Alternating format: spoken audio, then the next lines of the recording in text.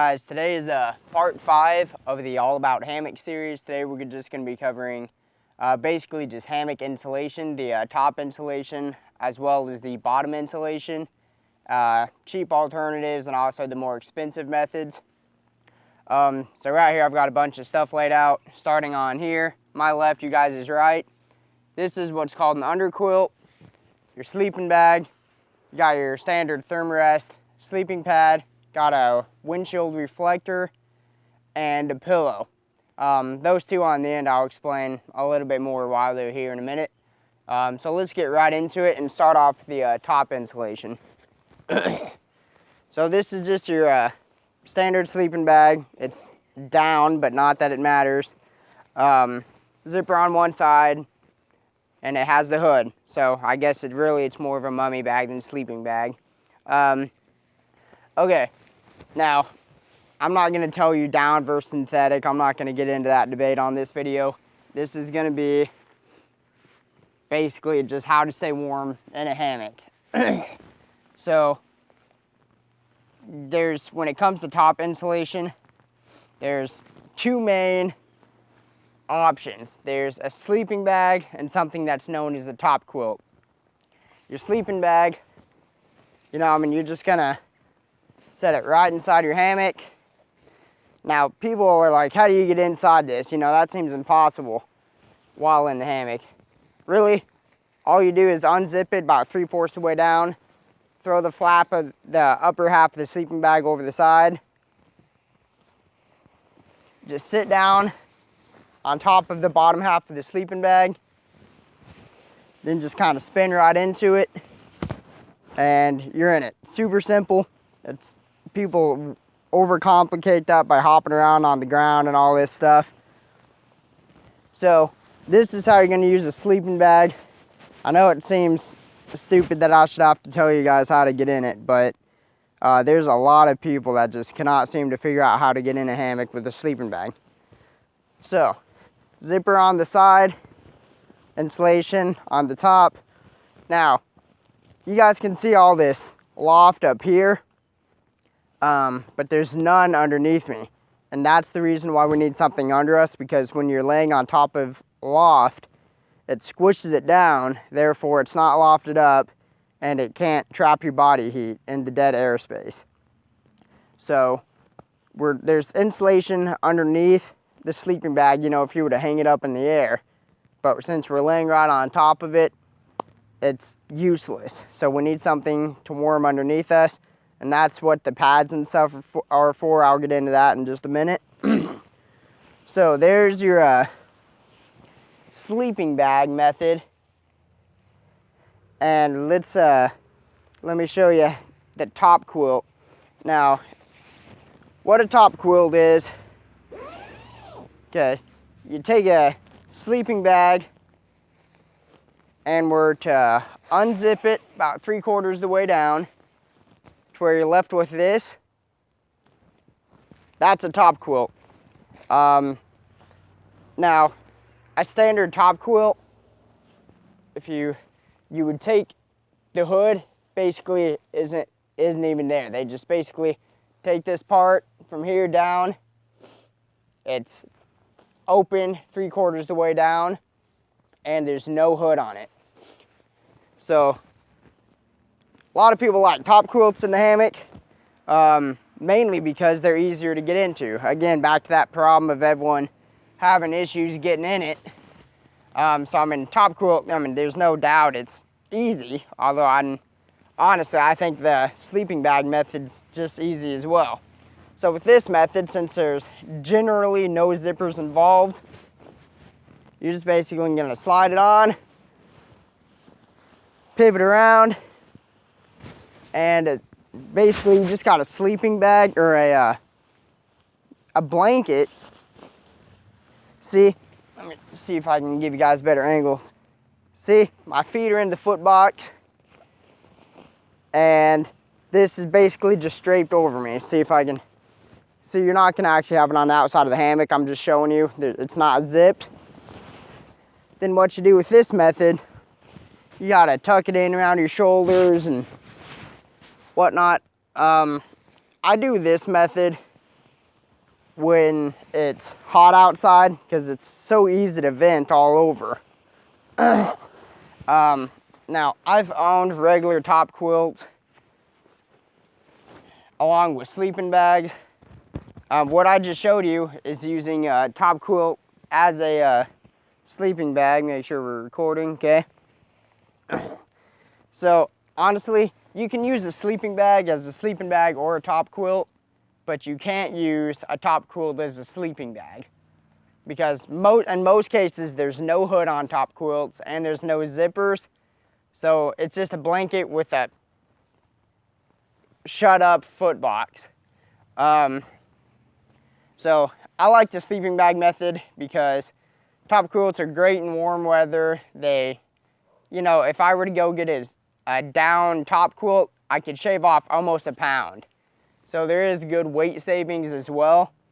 Although, if it's really, you know, like a brisk night, you know, nice and cool and it's windy and stuff, the top quilt has more for air and drafts to seep in, especially me being a really aggressive sleeper.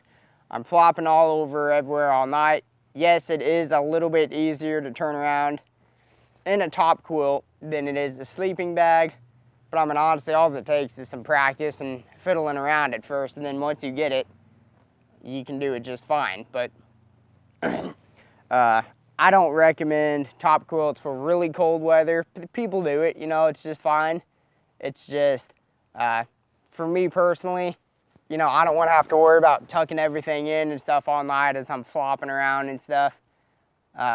You know, I just assume just all the air just be trapped in while I'm zippered in it.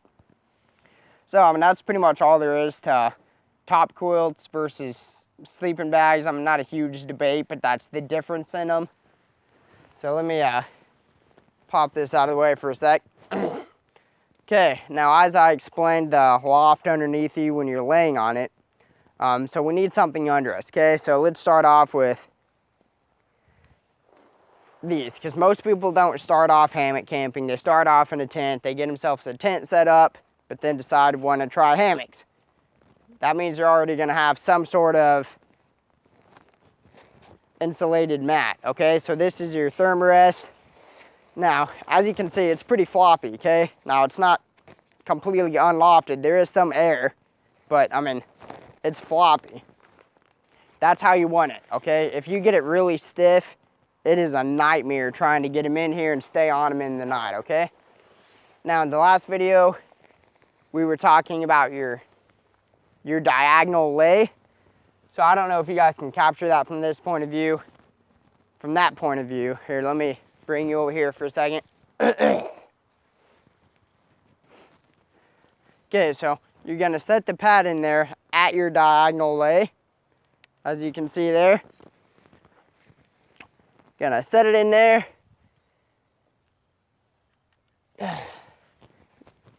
Now, I've slept with pads many times. You know, I just don't like it, okay? I'm not saying it's uncomfortable, but there's no comparison at all as the comfort compared to an underquilt, okay?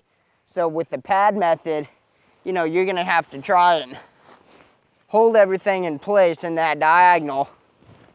Gotta kind of slide into it and pivot around a little bit and get it in there, something like this. So yeah, it works. It works just fine, you know. I mean, pads will get you basically every bit as warm as the underquilt method will. But pads are a lot cheaper, okay? I mean, you can get a pad that'll work for, honestly, you know, $5 at Walmart, a blue closed-cell foam pad or an insulated pad. Honestly, though, I would prefer the closed-cell foam pads over the inflated mats in a hammock. I'm just showing you there's plenty of options, and the pad method is much cheaper. But man, getting in a sleeping bag while trying to hold in a pad is difficult. Okay, now that, I mean, again, I'm an aggressive sleeper, and I always end up with this, you know, way out here, and, you know, it's on the ground or something. So I don't like it just because, does it work? Yes. I don't like fiddling with it all night though. Plus, your shoulders kind of get a little bit cold because the material is just right on your shoulders, you know, with most pads, unless you add extra material for the shoulders, which some people do. Again, just more stuff you gotta mess with, which I don't like messing with it. Okay, so a little bit more on pads brings me to this method, okay? This is a car windshield reflector. You know, it's like 1/8 inch foam with reflective side on the other side. You know, this thing is like less than $5 at Walmart. Go to the auto section. This one right here that I have cut to my size and how I want it. Let me see if I can show you. See, basically all it is the thin little reflective pad, okay? I mean, you can look at that. It's just like floating in the wind. Incredibly light. Now, and cheap. I always bring this with me, okay? Year round, wherever I'm going, however I'm doing it, whatever, I always bring this because one thing, you know, if temperatures just plummet or something and, you know, it gets colder than what I'm prepared for or would have been prepared for, this thing will boost your temperature bag, I would say, by at least 10 degrees. I mean, I'm being honest, okay? Like, I'm not overshooting it or whatever. This will add a lot of warmth to your underneath of your sleeping bag, okay? Plus, I mean, it's a sit pad. You can put your knees on it if you're making a fire. Anyway, I'm not gonna get into all that right now, but now, you can do this. Something I found, because I just showed you with the pad, it slides around and stuff all over the place. Now, what I like to do with this, and it wouldn't necessarily be comfortable with closed cell foam pads or insulated pads, but if you got something like this, what I do is feed it inside the sleeping bag like that. So it's in there, okay? And then, you know, that's already in there. Then you just go and sit down on it, just like you would getting in your sleeping bag. And there you go. Yep, I can already feel the heat being reflected to me. Now, no, it doesn't have the loft, but you have insulation, which is the foam, plus reflectives underneath you. And it cuts a lot of the wind underneath you. So, I mean, this will work. I was too hot at 60 degrees, adding just this. Way too hot at 60 degrees, okay? This might be something good, maybe down to about 55 or so as a standalone piece. Again, that's gonna vary quite a bit from person to person, but that's what I do. Now, again, I only do this, putting it inside the sleeping bag when using this thing. If you try it with this, one thing, you need a little bit narrower cut pad in order for the sleeping bag to still be able to zip up and stuff around you. Plus, you know, I mean, this really just a little bit more stiff and uncomfortable, especially if it's a closed cell foam pad. You know, it just doesn't really feel all that good against your skin. I mean, you know, if you wear clothes and stuff and all this stuff, then it's not a big deal. That's just me. Okay, now, which leads us, okay, we talked about prices and kind of some warmth and stuff about them, advantages, disadvantages. So let's get into the underquilt, okay? Now, there are both synthetic insulation and down insulation for underquilts, okay? This is my Hammock Gear Incubator Zero. You can see it's nice and lofty, hopefully. All this is basically just what you're looking at. It's kind of like a down blanket that has hookups with the underquilt suspension on each side. So how this works is you know, I mean, however you have your underquilt suspension rigged up, you're just gonna attach it to either end of the hammock by whatever method you choose. So my hammock's here, and this is just hanging by its own suspension off of my hammock suspension, okay? So, now, look at that. We're in the hammock, but since this is under us, it still retains all of its loft. We're not squishing it down since it's hanging underneath the hammock. So, this is the ideal method because you still get every bit of the natural hammock feel as you do without having a pad in it. But this thing wraps up around your shoulders, up around your face, up around your feet, all over you. And this has a lot of loft to it. Now ultimately this is just going to be the warmest method. Just because, you know, you're not worrying about wind and your shoulders getting cold, your head, all this other thing, just because, I mean, it just covers you better. Now, I'm going to say, this thing, a great down under quilt for 0 degrees is going to cost you anywhere from about $320 up to upwards of $400, okay?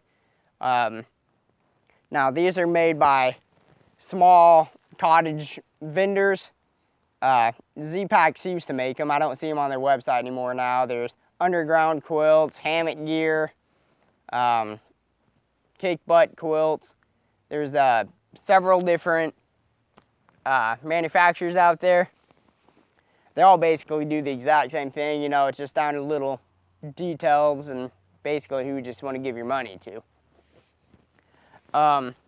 So this is a lot more expensive than your pad. You know, I mean, it's going to be 3 to 4 times more expensive than your pad. A lot less fiddle factor. Once you get this thing dialed in to where it fits you right and lays right underneath the hammock, once you get it right, there's little to no fiddling with it. You know, I mean, you just get in it and lay down and you're good. These will always have fiddle factor regardless of who you are or how many times you've used it. You're just going to have to mess with it. That's just the nature of the beast. The underquilt is heavier than a pad, okay? Underquilt's going to be probably pretty close to 2 pounds. Pad, you can get pads for about a pound, okay? I mean, so you save weight with this. You actually probably save some bulk if you go with the pad. You know, I mean, these are just naturally going to be smaller than a full length underquilt. Now, if you go with like a quarter length, you know, there's underquilts that just basically cover from your head to your butt. Or there's 3/4 lengths, which go to about your calves. And then there's full length, which just covers the full length of you. That's what I do, just because I don't want to mess with shoving in extra pad and clothing and crap underneath me. I just want a full length and it just keep me warm. I guess that's, oh, nope, the pillow. Okay. Now, why'd I bring out the pillow? I'd mentioned in the last video with inflatable pillows, non-insulated inflatable pillows, my head gets freaking cold, okay? Now, this just has down in it, along with just your standard, I guess, kind of cotton insulation. And so, this is my favorite method. Now, let me show you guys a couple tricks real fast for the pillow. And, you know, I don't know that it's actually classified as insulation, but it aids in keeping my head warm, so I'm bringing it in this video. Okay, let me draw you guys over here and show you guys a couple things. Okay, so this method only works if you have a sleeping bag, or mummy bag rather, with a hood, okay? Right here's the hood of it. Let's see if I can, there we go. Now what I do, take my pillow and shove it right there in the hood. Here's the neck baffle, here's the upper neck baffle. See, and it just crams right in there. and it holds it, okay? Again, I'm an aggressive sleeper, and I always lose my pillow if I don't have it in there. It's always on the ground or thrown somewhere else. Now, this is what I do, you know, and you just close up your sleeping bag. Then you're looking something like this. Now, there are other methods to where, you know, top quilt users can just kind of lay their head on it and stuff underneath it, their head. But again, I'm moving, I lose it that way. And there's a third method, which basically someone attaches some short cord from here up to like here. You know, just run some short cord down and it'll hold your pillow there. Yeah, but I mean, also it's, for me, it just slides off my head anyway, okay? So yeah, it's not really gonna fall out of the hammock or onto the ground, but it doesn't necessarily keep it under your head either. So I just wanted to show you guys that and give you that little tip of just shoving it in the hood of the sleeping bag. If you guys have any questions or see anything I missed, just feel free to comment and let me know. Thanks for watching, guys.